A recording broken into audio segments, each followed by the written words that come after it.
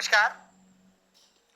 पेट के छाले या अल्सर जब हो जाते हैं उस समय पर जिस खाने के लिए हम बहुत रुचि से बहुत तलाश रहे होते हैं और बहुत मेहनत कर रहे होते हैं अच्छे खाने के लिए लाने के लिए, वो खाना हमारे सामने आकर भी हमारे लिए किसी काम का नहीं रहता।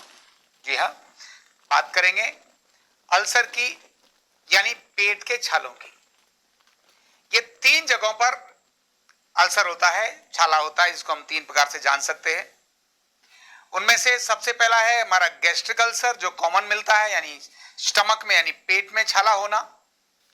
दूसरा होता है ये जो हमारा फूड पाइप है, एसोफेगस का जो अल्सर है उसको हम बोलेंगे। और तीसरा हमारी इंटेस्टाइन का अल्सर, यानी ड्योडनम वाला, या हमारी जो छोटी या बड़ी आंत के अंदर कहीं भी अगर अल्सर हो जाता है तो ये भी ड्योडनल अल्सर भी इसको बोलते हैं। तीनों अल्सर अल्टीमेटली हमारे पूरे फूड पाइप के अंदर ही कहीं ना कहीं प्रॉब्लम को ही दर्शाते हैं। तो क्या होता है अल्सर, क्यों होता है अल्सर, के सिम्टम्स क्या हैं, इसका कारण क्या है, इसका उपचार क्या है, और क्या है खाने पीने की सावधानियां, ऐसे अनेक सारे विषय पर बात करेंगे पेप्टिक अल्सर के संबंध में।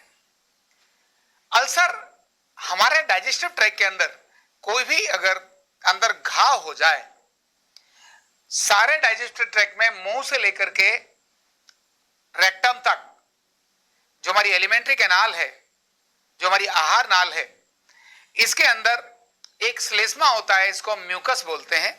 ये म्यूकस डाइजेस्टिव भी होता है, लेकिन जो हमारे शरीर में यानी हमारे ट्रैक पर बनने वाले केमिकल से, एसिड से हमारी दीवार को जलने से बचाते हैं। किसी भी इंफेक्शन के कारण से जब ये दीवार कमजोर हो जाती है तो वहां घाव हो जाता है, और वह घाव ही अल्सर के रूप में जाना जाता है। क्या क्या सिम्टम है इसकी बात करते हैं। तो अगर हमारे को ये किसी प्रकार का भी अल्सर आ गया है, जैसे मान लो हमारी फूड पाइप में जो हमारा एसोफेगस है, इस एरिया में अगर अल्सर आ गया है, तब कैसे पता चलेगा। तो जब हम खाएंगे तो जलन होगी, भारीपन होगा, दर्द होगा, उल्टी आने की इच्छा होगी, जी मिचलाएगा, बुखार आ सकता है, कमजोरी हो सकती है। स्टमक अल्सर है अगर, तो भी खाना खाने के थोड़ी देर के बाद दर्द हो सकता है। थोड़ा भी मिर्च मसाला खाते ही हालत खराब हो सकती है। और अगर हमने देर से खाना खाए हुए देर हो गई, खाली पेट दर्द होना शुरू हो जाएगा। और कभी कभी वो अल्सर अगर लीक हो जाता है तब उल्टियां में ब्लड भी आने लगता है, बुखार आने लगेगा, वजन कम हो जाएगा, डाइजेशन खराब हो जाएगा, वीकनेस आने लगेगी। तो ऐसी अनेक सारी प्रॉब्लम्स, जिनमें से कॉमन होती है दर्द होना, पेट में दर्द है, जलन है, ये सारी चीजें होने लगेगी। इंटेस्टाइन में भी अगर अल्सर है तो भी बार बार पेट में ऐसा लगेगा मोशन आ रहा है लेकिन नहीं आ रहा, दर्द होने लगेगा, लूज मोशन हो जाएंगे, इरिटेशन जैसी रहेगी, आईबीएस जिसको बोलते हैं, इस प्रकार का काम हो जाएगा। तो अल्सर कहीं भी है, दर्द, इरिटेशन, प्रॉब्लम्स, ये इस प्रकार की चीजें वहां से निकल कर आएंगी। बहुत बार अल्सर वाले व्यक्ति को पीठ में भी दर्द होने लगता है, बैक में भी दर्द होने लगता है, टांगे भी कमजोर होने लगती हैं, पिंडलियों में भी दर्द होने लगता है, अनेक सारे सिम्टम्स इसके आते हैं। एक्चुअल में इसका आने का कारण क्या है, तो बहुत सारे कारणों में एक कारण है हेलिकोबैक्टर पाइलोरी नाम का बैक्टीरिया। हमारे शरीर में रहता है, विद्यमान रहता है, लेकिन कभी कभी ये हेलिकोबैक्टर पाइलोरी, ये हमारी इंटेस्टाइन की जो वॉल है उसको ये कमजोर कर देता है और वहां पर घाव कर देता है। जब ये घाव कर देता है तब ये अल्सर डेवलप हो जाता है। और वही अल्सर जब हमारे शरीर के सीक्रेशंस वहां से निकल रहे होते हैं, हमारा जो खाया हुआ पदार्थ है वो आगे बढ़ रहा होता है, उस घाव पे जब वो रगड़ता है, घिसता है, तब वो दर्द का कारण बन जाता है, सूजन का कारण बन जाता है, समस्याओं का कारण बन जाता है। तो एक है ये बैक्टीरिया, दूसरा है ऐसी हमारी बहुत सारी आदतें जिनके कारण भी ये अल्सर डेवलप होते हैं। इनमें से एक बहुत बड़ी बात है खाने के समय पर भोजन न करना, लंबे लंबे समय तक अपने को खाली छोड़ना, और उसके ऊपर भी पीना चाय, कॉफी, कोल्ड ड्रिंक्स, एल्कोहल, ये सब चीजों का प्रयोग करने से अल्सर डेवलप हो जाते हैं। फिर होता है ऐसी बहुत सारी दवाएं हैं जिनके कारण से अल्सर डेवलप होते हैं। ऐसी एंटी इंफ्लेमेटरी मेडिसिन हैं, एंटीबायोटिक्स हैं, पेन किलर हैं जो अल्सर डेवलप करती हैं। फिर ऐसे अनेक सारे केमिकल्स हैं, पेस्टिसाइड्स हैं, ये भी अल्सर डेवलप करते हैं। तो बाहर की चीजें हमने खाई, इनके कारण भी अल्सर डेवलप हो जाता है। और इनसे बढ़कर भी एक और चीज है, वो है तनाव, चिंता।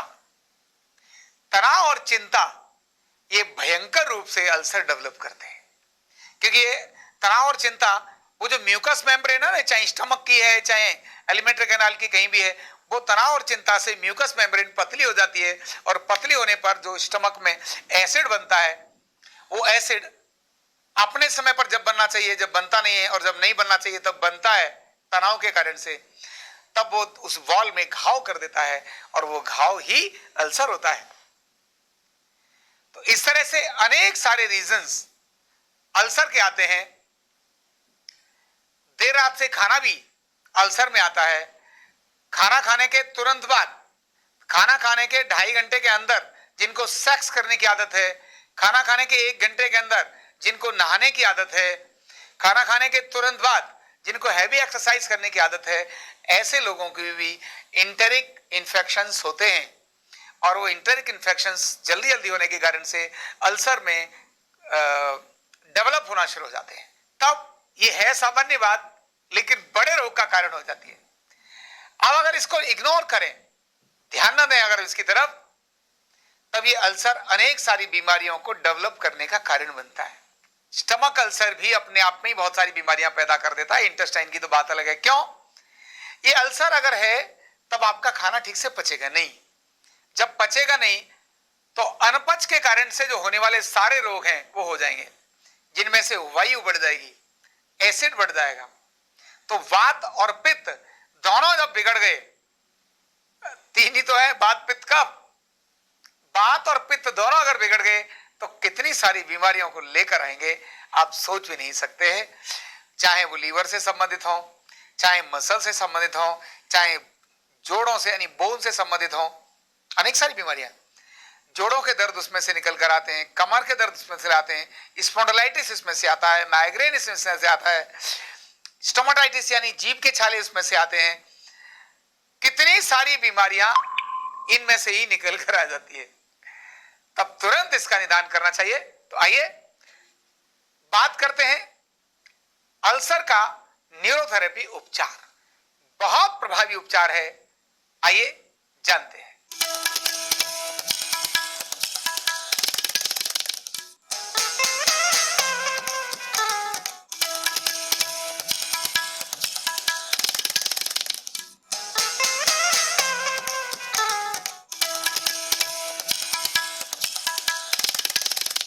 पॉइंट OV1 कैसे देते हैं देखिए। रोगी को सीधा लेटाकर सीधे बाजू यानी उल्टे बाजू को रोगी का बायां हाथ तकिया ऐसे लगेगा, ऐसे नहीं लगेगा तो अच्छा लगेगा, और ये 90 और 180 न होकर के यहां इस पोजीशन में जाएगा, और ये दोनों 90 डिग्री पर जाएंगे। हाथ सिर के ऊपर आ जाएगा, ये पोजीशन बनेगी, हाथ सिर के ऊपर आ जाएगा, पिलो सिर्फ हाथ के नीचे ही आएगा, इतना ध्यान रखना है।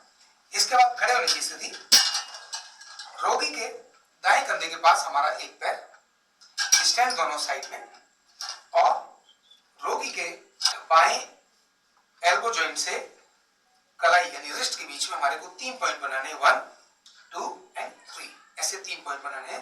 कैसे देना है देखिए। अब यहां एड़ी रखी, प्रेशर यहां रखा, शुरू किया, सीधा खड़ा होना, 1 2 3 4 5 6, मिडिल पॉइंट, 1 2 3 4 5 6, नीचे वाला पॉइंट, 1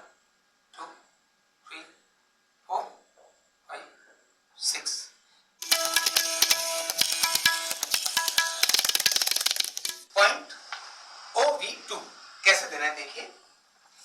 पहले तकिया सेट किया, सिर से अलग, सिर के नीचे नहीं, कंधे से सिर के तरफ और बाजू भी ऐसे भी नहीं ऐसे भी नहीं, तो दोनों के बीच में, लेकिन ये आर्म 90 डिग्री पर और सिर के ऊपर आ जाएगा यहाँ। खड़े होने की पोजीशन, स्ट्रेंथ दोनों पास में, लेफ्ट शोल्डर के पास हमारा पैर, लेफ्ट शोल्डर के पास, और जो हमारा लेफ्ट पैर है वो रोगी के राइट एल्बो जॉइंट के पास रहेगा। खड़े होने की पोजीशन ऐसे। अब यहां से 3 पॉइंट पे प्रेशर देना है।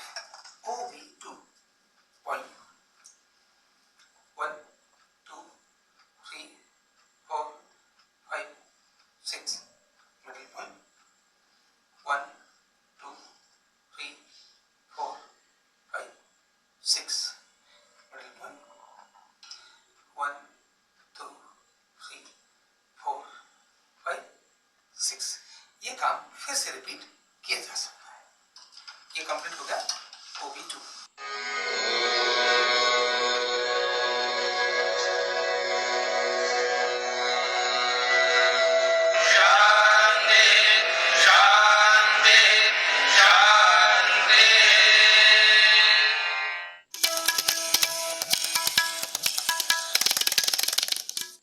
पॉइंट नंबर N3 में तकिया दोनों जंघाओं के नीचे 1 किलो लगाना और सेट करना।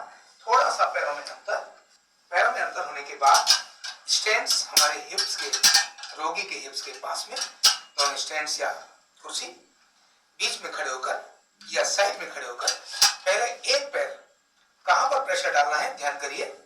तो N3 है जो हमारा ये जॉइंट है, यहां से ये जॉइंट है थाई जॉइंट, यहां पर हमारा पैर, इधर वाला पैर इधर आएगा और इधर वाला पैर इधर जाएगा।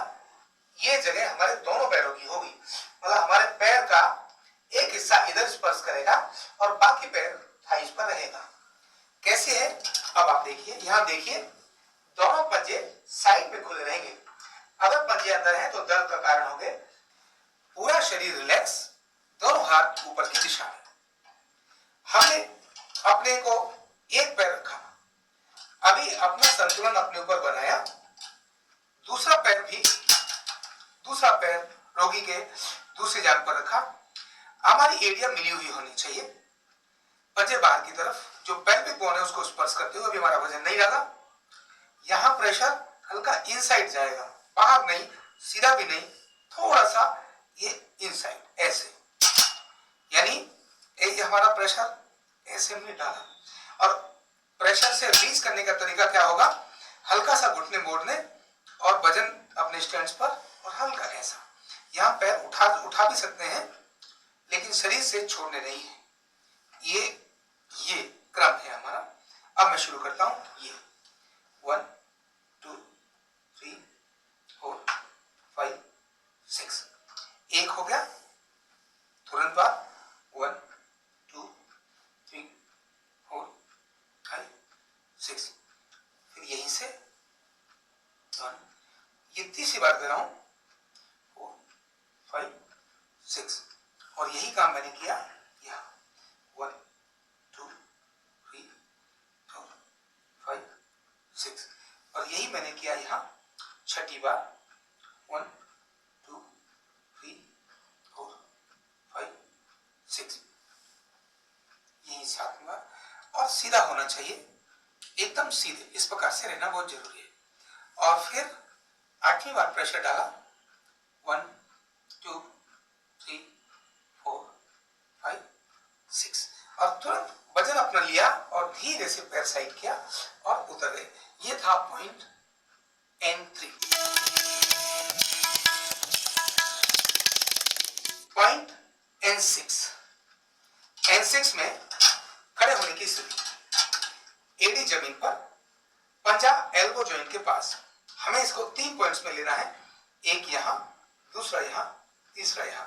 इसी प्रकार से जंघा भी यहां एक, दूसरा यहां, तीसरा यहां, 3 जगहों पर लेना है। जंघा के पॉइंट वही हैं जो हम अब तक ले रहे हैं, बाजू के पॉइंट्स जरूर ध्यान करने हैं। खड़े होने का तरीका, पहले हम अपना वजन एड़ी पर लें, पहले अपना वजन एड़ी पर और हल्का सा टच करें पंजा, हथेली ऊपर की तरफ, अपने स्टैंड पर अपना संतुलन बनाएं, एड़ी पर अपना वजन रखें, दूसरा पैर उठाकर जंघा पर इस प्रकार से रखना है, देख लो, यानी मैंने पैर ऐसे रखा। अभी तक पैर हमारे ऐसे चल रहे थे, अब ये पैर का डायरेक्शन इनसाइड आएगा, इसीलिए प्रेशर का एरिया हमारा यहां से यहां तक होगा, एड़ी और पंजा नहीं होंगे, पूरा पैर ऐसे जाएगा। देखिए कैसे शुरू करते हैं, N6, पैर यहां, अभी हमने प्रेशर नहीं डाला, ये पैर रखा, खड़े हुए और एक साथ प्रेशर स्टार्ट, 1 2 3 4 5 6, यहीं से ये पैर नीचे किया बीच में और इस वाले पैर को भी नीचे लेकर गए, स्टार्ट किया, 1 2 3 4 5 6, इसी तरह से ये नीचे लेकर गए यहां और इसको भी नीचे लेकर गए, स्टार्ट, 1 2 3 4 5 6, उतरते समय अपना वजन एड़ी पर लेना, पंजे को हटाना, तब इसको नीचे लेना।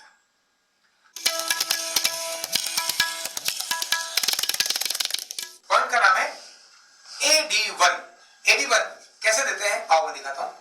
रोगी को सबसे पहले उल्टा लेटाना, उल्टा लेटाने के बाद उसके चेस्ट के नीचे 1.5 पिलो सेट करना, पहले एक पिलो लगाना, उसके बाद उसको आधा ओवरलैप करते हुए दूसरा पिलो लगाना और इस प्रकार से चिन बीच में रखने के बाद रोगी को ऐसे और हाथ नीचे की तरफ करके लेटाना। लेटाने के बाद पॉइंट अप्लाई करना है और किस जगह करना है, तो हमारा जहां ये शोल्डर ब्लेड जहां ये खत्म होते हैं वहां से नीचे लगभग 6 अंगुल के बीच में हमको ट्रीटमेंट देना है। 3 जगह देना है, पहले यहां देना है 2 अंगुल पर, फिर 2 अंगुल पर और फिर 2 अंगुल पर। ऐसे इन हथेलियों की सहायता से हमको मसाज देकर बाहर की तरफ खिंचाई करनी है। कैसे देखो, और ये देखिए 1 2 3 4 5 6, 1 2 3 4 5 6, 1 2 3 4 5 6, 1 2 3 4 5 6, 1 2 3 4 5 6, 2 3 4 5 6, मतलब ये पॉइंट है 2 = 1। अगर हमने 6 ADR दिया है लेकिन वो 2 = 1 3 पॉइंट्स पर है, इसे ध्यान करना। हमने AD1 6 बार देना है तो कैसे देना होगा, देखिए पहले पॉइंट पर 6, 1 2 3 4 5 6, 1 2 3 4 5 6, थोड़ा और नीचे, तीनों पॉइंट पर दिया। अब अगेन रिपीट 1 2 3 4 5 6, 1 2 3 4 5 6, 1 2 3 4 5 6, यानी पहले यहां दिया 6, यहां दिया 6 और यहां दिया 6, फिर यहां दिया 6, यहां दिया 6, यहां दिया 6, ऐसे करके स्पाइन के बाद मसल्स को बाहर खींचना होता है। अब अगर मुझे 3 AD1 देना है तो कैसे देना होगा, देखिए 1 2 3, 1 2 3, 1 2 3, फिर 1 2 3, 1 2 3, 1 2 3, इस तरह से 3 जगहों पर 2 = 1। ये था AD1।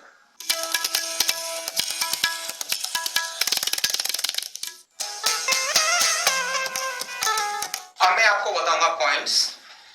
वो पॉइंट्स के लिए रोगी की स्थिति कैसी होनी चाहिए, पिलो की सेटिंग कैसी होनी चाहिए, हमारे प्रेशर का पॉइंट कौन सा होना चाहिए, कहां हमको प्रेशर देना है, कितने पॉइंट में प्रेशर देना है, प्रेशर का डायरेक्शन किधर हो, हमारे खड़े होने का स्थान किधर हो, जो हमारे सपोर्ट के लिए स्टैंड या कुर्सियां है उनकी जगह कौन सी हो, और हमारे अल्टीमेटली फोकस कहां रहे और वो कितने पॉइंट्स में दिया जाना है। तो ऐसी डिटेल्स हर पॉइंट की मैं आपको बताऊंगा, यहां से आप बारीकी से ध्यान करेंगे। अभी हम शुरू करते हैं जो सीधे लिखने वाले पॉइंट्स हैं उनके बारे में शुरू करते हैं। तो सबसे पहले शुरू करेंगे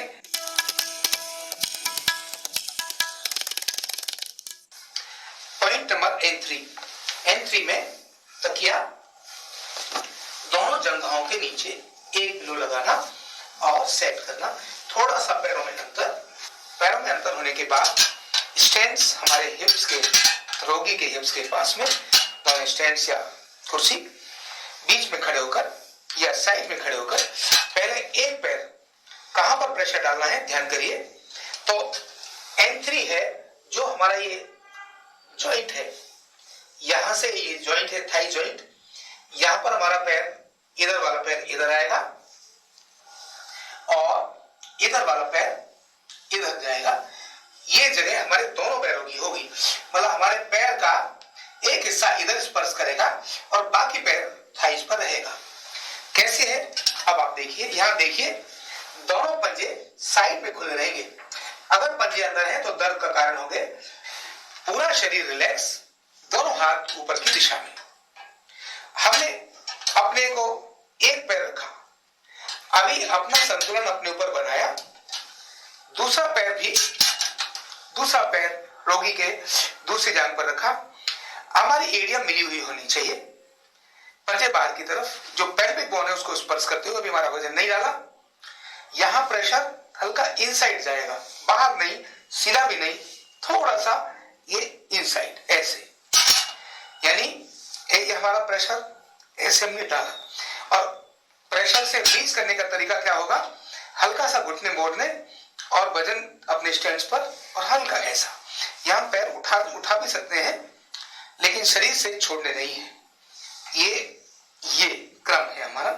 अब मैं शुरू करता हूं। ये 1 2 3 4 5 6 एक हो गया, तुरंत बाद 1 2 3 4 5 6, फिर यहीं से 1, ये तीसरी बार कर रहा हूं 4 5 6, और यही काम मैंने किया यहां 1 2 3 4 5 6, और यही मैंने किया यहां छठी बार 1 2 3 4 5 6, यही सातवीं बार। और सीधा होना चाहिए, एकदम सीधे, इस प्रकार से रहना बहुत जरूरी है। और फिर आठवीं बार प्रेशर डाला 1 2 3 4 5 6, और तुरंत वजन अपना लिया और धीरे से पैर साइड किया और उतर गए। ये था पॉइंट N3।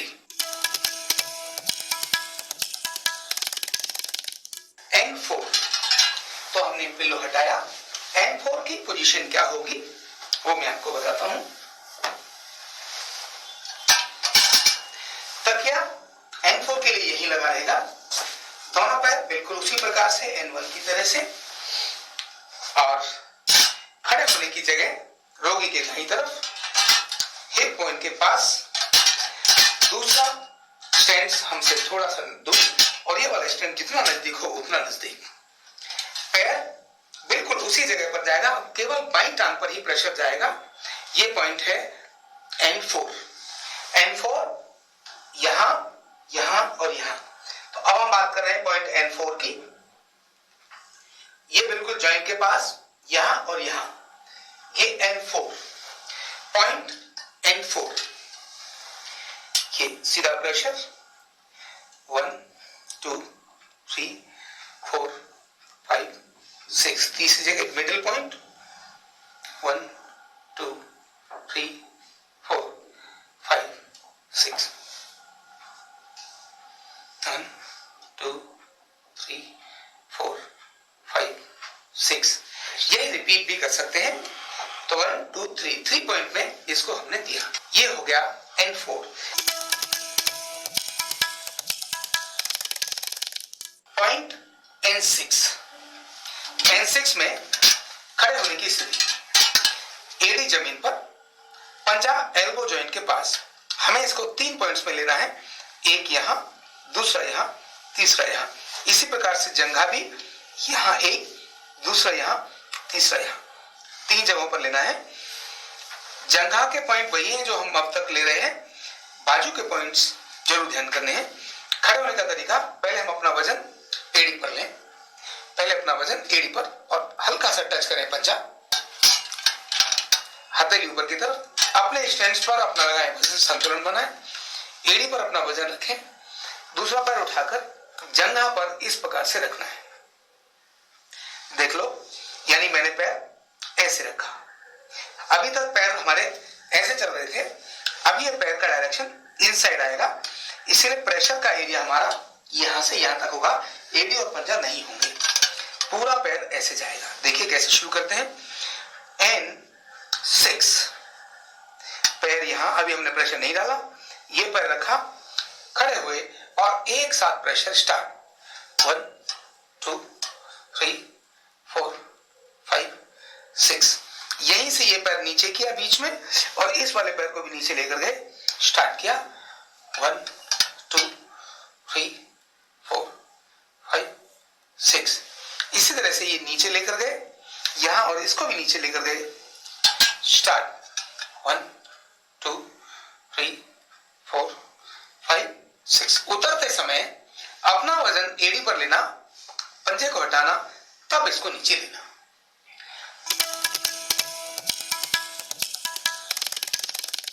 पॉइंट LU1 यानी लंग्स को स्टिमुलेट करने का एक तरीका, लेकिन शुरुआत कहां से करनी है? लेफ्ट साइड से शुरू करनी है। न्यूरोथेरेपी का कोई भी ट्रीटमेंट शुरू करने के लिए लेफ्ट से ही शुरू किया जाता है। तो ये LU1 लेफ्ट और राइट दोनों ही लंग्स के लिए है। देखिए कैसे, सीधा लेटना है रोगी ने, दोनों बाजू इस प्रकार की स्थिति में, और लंग्स में यहां से लेकर इस स्थान तक रब करना है। मैंने इस कपड़े को हल्का यहां पकड़ा, सलबटने आनी चाहिए। 1 2 3 4 5 6 7 8 9 10 11 12, ऊपर से नीचे 1 2 3 4 5 6 7 8 9 10 11 12। तो ये था LU1। इसमें ध्यान ये रखना है, किसी प्रकार का झटका बाजू पर नहीं लगना चाहिए, ब्लड का फ्लो ऊपर से नीचे की तरफ ही जाना चाहिए। इतना ध्यान रखते हुए ये पॉइंट कंप्लीट हुआ LU1। अब बात करेंगे अल्सर के रोगी को क्या खाना चाहिए, क्या नहीं खाना चाहिए। बहुत ध्यान रखने वाली बात है। क्यों? ये बिल्कुल उसी तरह से है, जहां घाव है वहां पर बार बार हाथ को मारना। अरे घाव में हाथ मारोगे तो घाव तो ठीक होगा, बढ़ेगा।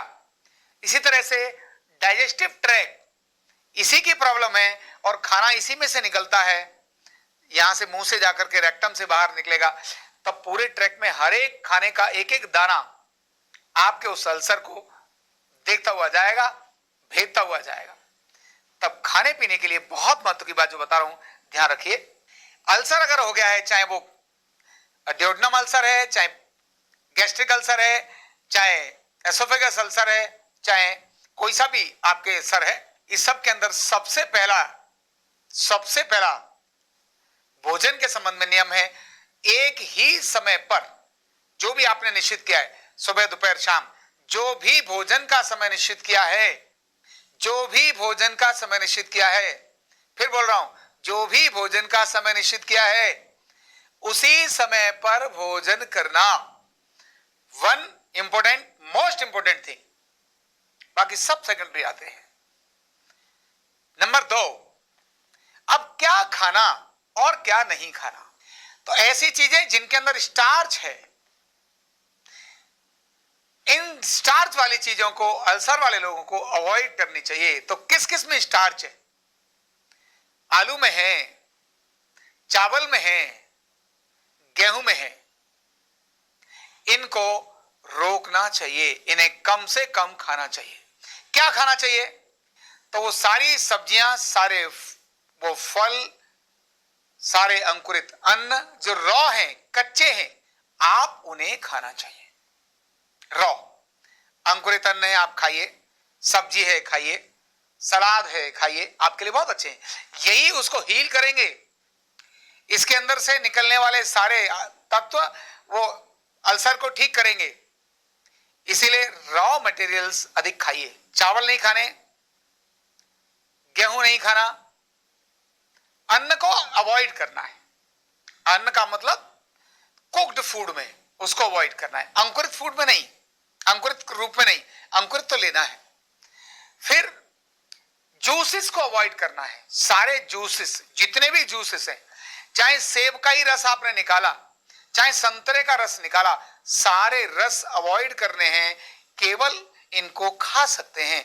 ध्यान रखना, अगर आप रस लेंगे तो इन्फेक्शन बढ़ा देंगे, क्योंकि रस निकलते ही उसके ऊपर बैक्टीरिया अटैक करते हैं, वायरस अटैक करता है, और वो वायरस जब अंदर जाएगा तो ऑलरेडी वायरस के कारण से इन्फेक्शन हो रखा है, ये बेड़ा गर्क कर देगा आपको। इसीलिए गलती से भी रस पान नहीं करना, रस नहीं पीना। खाइए, मुंह के मशीन का काम दांतों से करिए, बहुत अच्छा होगा। इसी प्रकार ऐसे कोई भी चीजें जिनके अंदर तीखापन है, जैसे मिर्च है, मसाले हैं, गरम चीजें हैं, इनको अवॉइड करना है, उन्हें नहीं खाना। ऐसी चीजें जिनके अंदर पेस्टिसाइड्स हैं, जिनके अंदर केमिकल्स हैं, जिनके अंदर कलर है, जिनके अंदर मैदा है, नहीं खाना, क्योंकि मैदा उस जगह को छील देगी, रगड़ देगी, खराब कर देगी, इसलिए बिल्कुल भी नहीं खाना। तब फिर ऐसी रॉ चीजें खानी है। अब यहां सुपाच्य होने का और कुपाच्य होने का शब्द बदल गया। रॉ ही आपके इंटेरिक सिस्टम को हील करेंगी, इसीलिए फल, अंकुरित अन्न, अंकुरित दालें, अंकुरित और ये सब्जियां, यही आप अपने भोजन को रखिए। 2 महीने 3 महीने रखने के बाद आपका अल्सर वैसे ही ठीक हो जाएगा। और केवल अल्सर ठीक नहीं होगा, आपका सारा डाइजेस्टिव सिस्टम फिर से रिजुवनेट हो जाएगा, फिर से रिस्टार्ट हो जाएगा, हेल्दी हो जाएगा। दिमाग भी ठिकाने आ जाएगा, जो टेंशन होता है ना, भाग जाएगा टेंशन आपको छोड़कर। तो केवल इस प्रोसेस को लेकर जाएंगे तो जो मोटापा है ना आपका पेट का, वो भी गायब हो जाएगा। इलाज अल्सर का समाधान अनेक, ऐसा फूड में से निकल कर आएगा, लेकिन ऐसे समय पर अधिक एक्सरसाइज करना बिल्कुल भी नहीं चाहिए। एक्सरसाइज करनी चाहिए, वो बताऊंगा मैं आपको, लेकिन ज्यादा एक्सरसाइज, ओवरवर्क अल्सर वाले व्यक्ति को नहीं करने चाहिए। भारी चीजें नहीं उठानी चाहिए, एक समय पर अधिक चीजें नहीं खानी चाहिए, कम चीजें खानी चाहिए। तो क्या क्या सावधानी रखें, उन सावधानी के अंतर्गत और बात मैं आपको बताता हूं। उन सावधानियों में एक्सरसाइज की सावधानी मैंने बताई, तो ज्यादा एक्सरसाइज, हैवी एक्सरसाइज नहीं करनी। तो क्या करना है, क्या नहीं करना है, उसके अंदर प्राणायाम करना है, ध्यान करना है, आसन करने हैं, सैर करनी है, दौड़ नहीं लगानी, सैर करनी है। डेली रूटीन का आपका ये पार्ट चाहिए, और कम से कम 1 घंटा चाहिए। 10-5 मिनट पे काम नहीं चलेगा, थोड़ा लंबा समय इसको चाहिए, 1 घंटा पर्याप्त इसको चाहिए। इसमें प्राणायाम भी है, आसन भी है, मेडिटेशन भी है। 1.5 घंटे हो सकता है, 2 घंटे हो सकता है, पर 20 मिनट नहीं हो सकता। 20 मिनट तो फिर नाम, इससे अच्छा तो ना भी करो ना, तो ज्यादा अच्छा है, भुगतो। तो इस तरह से ये सावधानी रखिए। और सावधानी रखिए, खाना खाने से जस्ट पहले, यानी आप कुछ भी खा रहे हैं, उससे पहले आधा कप गर्म पानी लीजिए। ज्यादा ठंडा पानी नहीं, फ्रिज की चीजों को अवॉइड करनी है। ठंडा दूध तो हो सकता है, चाय कॉफी मना किया है, इसलिए चाय कॉफी कोल्ड ड्रिंक से बिल्कुल भी नहीं। ठंडा दूध हो सकता है, लेकिन गर्म चीजों को, केवल पानी ले सकते हैं, बाकी चीजों को अवॉइड करना है। और इसी प्रकार से जब आपका स्टमक अल्सर हो या अल्सर हो गया है, तब आपको सप्ताह में 1 दिन से अधिक सेक्सुअल एक्टिविटीज नहीं करनी चाहिए। 1 दिन कर सकते हैं, इससे अधिक नहीं करनी चाहिए, अन्यथा आपका अल्सर और ज्यादा बिगड़ जाएगा। अगर ये अल्सर आपको किसी बीमारी के कारण से हुआ है, और खासकर जैसे इंटरिक जो फीवर होता है, आंतों का जो बुखार होता है, ज्वर होता है, अगर उसके कारण से आया, टाइफाइड के कारण से कराया है, तब आपको बहुत सारी सावधानी रखनी पड़ेगी। वो वाले फल जिनके बीज होते हैं, जैसे अमरूद, इस दौरान नहीं खाना। रेसे वाली चीजें जो हार्ड होती हैं, जैसे आप क्या खा सकते हैं, अनार की गिट्टक बाहर निकालनी है, अनार को चूसना है लेकिन गिट्टक बाहर निकालनी है। टमाटर खाना है तो टमाटर के बीज आउट करने हैं। हाँ, ऐसे टमाटर खा सकते हैं, चलेगा, लेकिन ज्यादा अच्छा है छिलका और बीज उसका आउट कर दो और ऐसा कुछ रेडी कर लो, वो आपके लिए अच्छी चीजें। बीज वहां नुकसान का कारण बन सकते हैं। तो ये छोटी छोटी रखेंगे सावधानी। अब बात करेंगे ऐसी क्या क्या भ्रांतियां हैं जो अल्सर के रोगी को ध्यान में रखनी चाहिए। तो भ्रांतियों में सबसे बड़ी बात है ज्यादा दूध, ज्यादा दही, ये बिल्कुल भी प्रयोग नहीं करना चाहिए। छाछ, छाछ का मतलब वो वाली छाछ जिसमें से मक्खन निकाल दिया जाता है, वो दही जिसमें से मक्खन निकाल दिया जाता है, वो बाकी बचता है। तो ऐसी फ्रेश छाछ, पैकेट छाछ नहीं, ध्यान रखना, पैकेट वाली छाछ नहीं जो और कंपनियों की ब्रांडेड आती है, ना ना ना, उसका प्रयोग नहीं करना। ताजा छाछ ब्लो करके मक्खन निकाला, जो बचा उसके अंदर काला नमक, भुना हुआ जीरा, काली मिर्च, थोड़ा सा पुदीन डाल सकते हैं, डाल करके हींग का तड़का लगा करके आप उसको ले सकते हैं। जीरा ना हो अवॉइड करें, हो सकता है। तो इस प्रकार से ये छोटी छोटी भ्रांतियां हैं, उनका ध्यान रखना है और अल्सर से, घाव से बिल्कुल मुक्ति पानी है। तो ये बात की मैंने आपको पेट के अल्सर की। बहुत बहुत धन्यवाद।